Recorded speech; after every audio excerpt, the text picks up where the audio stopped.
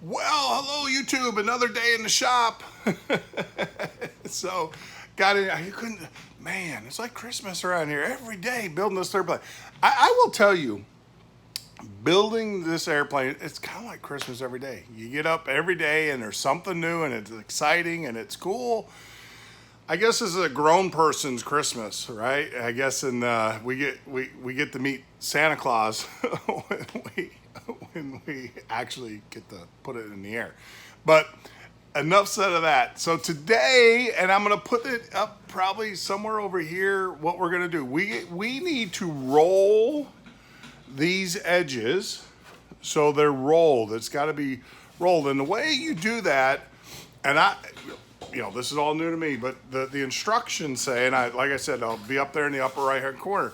We have to tape, and I got Gorilla tape those aluminum edges to this, and then we use this to roll, kind of like the die or the mandrel.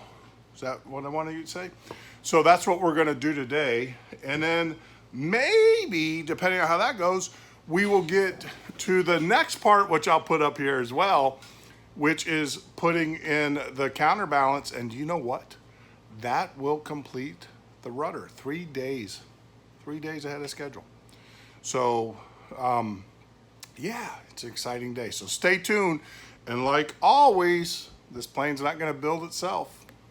All right, so I wanted to share something with you. So I put the pipe in, and then I taped it, and I tried to roll all of them, and it just didn't seem like it rolled that well. So I'm doing each individual piece, which is, they say if you got 2 people do the full pipe, you can do it, but with 1 person do it, and now I understand why. See how well that rolled with the 1 piece? It's not a whole lot, but see how I'm able to roll that easy, real easy. Now, obviously, as I add more metal, it's going to get more difficult, but I can see. So I think for a 1-person operation, or even for 2 people, I think it is better to do each one or each piece by itself, because I think you get a better roll. See how that, I'll show you guys how that rolls. And I'm using the Gorilla tape. That stuff is awesome. Waiting for the Gorilla to come busting through the door here, but that rolls really well, and that's what you're trying to do, is you're trying to get that roll into it. And so I'll continue with the rest of them, but I just wanted to share that with you guys. Something that I've learned is that when you're doing it, don't try to do all 3 of them at the same time, all 3 tabs. Just do 1 at a time, and you'll get a better roll because you have less resistance. So I wanted to share another little video for you. You know, I ran on the other one here, I ran a full tape. All you have to do is, and I found this works great, is just rip off tabs if you're using the Gorilla tape. I don't know any of this stuff this is incredible. So I just just roll off tabs, and then I put my bar right. Oh no, that's the problem with the Gorilla tape, is that it is super sticky. So it does its job. So then I just put my bar right there, and I just roll the tabs. You don't have to. I'm using a galvanized pipe that I got from a box store, Home Depot, and this works great. I know that Jason, what works for you, it works for you. I know Jason used a PVC tube, and then he drilled all. You don't have to do that. These little tabs, just like this, space out about that. This is all you need to do. If you want to drill it, I mean, it's your airplane. You do what you want to do. But I'm telling you that you can just use the tape and the tabs and stuff. You don't have to get as fancy. It works for me. Your mileage might be different, but this works perfectly well for me. And so then what I do is I roll take those tabs, put them on the pipe, and then I just roll the pipe. It's a very simple process, and I'll show you what it looks like here when it's rolled. So there you go. So I got the tabs up, and then literally you just grab the end and roll it like that. That's all you got to do. Give it a couple twists, and it will hold its position. It's going to spring back a little bit, but that's okay. The whole idea with this is that you're going to make this one to this, to this, to this, but you don't want to crease it. And by putting this roll in, you're not creasing the metal and building any sharp edges. But that's all you got to do. I mean, it's not It's not rocket science. You just put that on there, that tape holds well, and just kind of roll it like that to kind of give it a little bit of, you know, memory. That's all you're doing is putting memory into the piece, and that is it. That's it. That's all you got to do.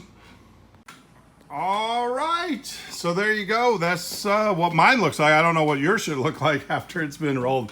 Now what we're going to do is Cleco these pieces together and everything. Oh, the other added benefit,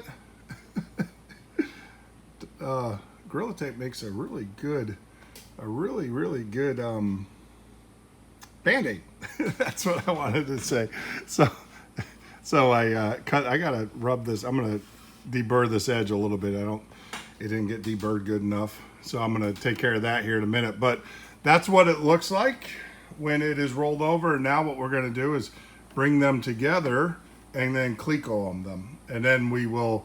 I'm gonna countersink. I have countersink rivets.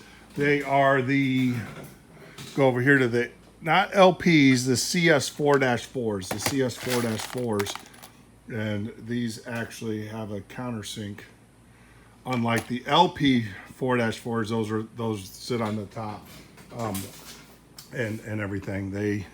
They're not countersunk. I'll go over here to kind of show you. See, these are the LPs where they're not countersunk, and the other ones are.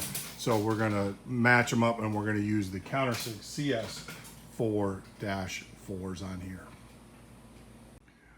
Well, YouTube, guess what? We have a finished rudder. Yes. Got the rollover. That looked really nice how that rolled over like that. If you guys can see that, it rolled over. A little bit of pillowing, nothing major.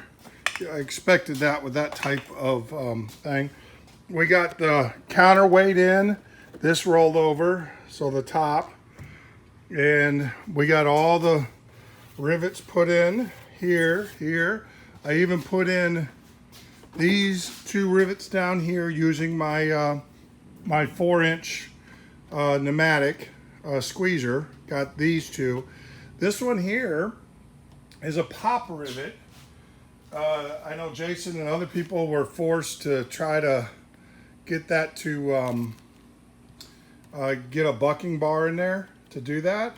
But the new plans, they allow you to pop rivet that, and that's what these are. These are little tiny pop rivets, or blind rivets. So we got that done. The key to this is you do one side, and the other side you kind of squeeze it a little bit to take up, because when you put this in there, they're going to hit each other. But you squeeze it a little bit, and that gives you enough room, and then you push down again, and then you pop it. A little secret there. It's in the instructions, but there you go. There is one complete and finished rudder. Wow. Well, okay, YouTube, thanks for joining me in the shop today as we finished up the rudder. Wow, that's another milestone, another one down. We got the tail done, the rudder done, and now I think next week we start on the horizontal stabilizer. Yes, the horizontal stabilizer. That's the big wing in the back on the tail. So for those that don't know. So that is what we will start. We're ahead of, well, I don't want to say ahead of schedule, but we planned and we met our objectives today for this month. So tail or rudder is done. I'll get a shrink wrap bubbled wrapped and get it put up on the shelf so it's out of the way. And then we will commence sometime next week on pulling the parts. Got the hiccups. Pulling the parts for the horizontal stabilizer. And I'll have to tell you, the last little bit, I started to use my squeezer. I had to use a squeezer on the two small ones because I couldn't get in there with a bucking bar. But everything else, I started to use a squeezer. And you know what I found out is that bucking the rivets is so much easier than using the squeezer. I can't believe I'm saying that. And I'm not that far into this project that I am transitioning to bucking. I prefer bucking the rivets than squeezing the rivets. I don't know if that's normal, if this is a normal progression, but as I've done, gosh, I'd say close to 1,000 rivets already, maybe. I don't know. 1,000 might be a little bit of a stretch, but I've done a lot. so at this point, and I will tell you, I now prefer bucking them. I thought squeezing, oh, I love squeezing. It was so easy. It was easy. It takes too much time, to be honest with you. I can buck 3 rivets in the time that it takes me to squeeze 1. So literally, and I know that for a fact because I actually measured it and the time that it took. And I will tell you that bucking the rivets for me is much faster than squeezing them.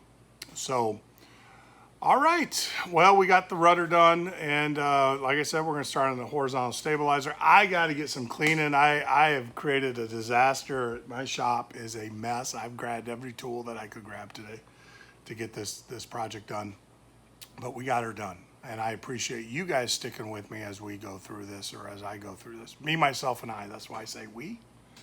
I'm sure you clinical psychiatrists out there or something might have something to say about that. But who cares? But like always, I just want to say thank you for joining me in the shop. Make sure you hit that like button, the subscribe button, notify. I try to put out 2 to 3 videos a week. I put out a video. I come into the shop 2 hours. I try to get in here 2 hours a day on the weekends, or during the weekdays. And then I immediately get that video out to you that night or the next day. So they're not waiting a month between videos. I try to get everything out the next day. So make sure you hit that notification and everything. And of course, leave a comment as it pertains to the airplane or building the airplane, your questions and stuff. All the other commentary, care less about. So if you have a comment or question about building the airplane or anything like that, just let me know or leave it in the comments. I'll get back to you as soon as possible. Make sure you also tell your friends, your EAA groups and everything about us. I'm not trying to monetize. This is not a monetary exercise for me. This is just sharing knowledge and experience. And I really, really, really, really could use some of your knowledge and some of your experience. So if you don't mind, be gracious enough to refer us on to your friends and other RV builders and stuff like that. So like always, be well, be safe, and may God bless you.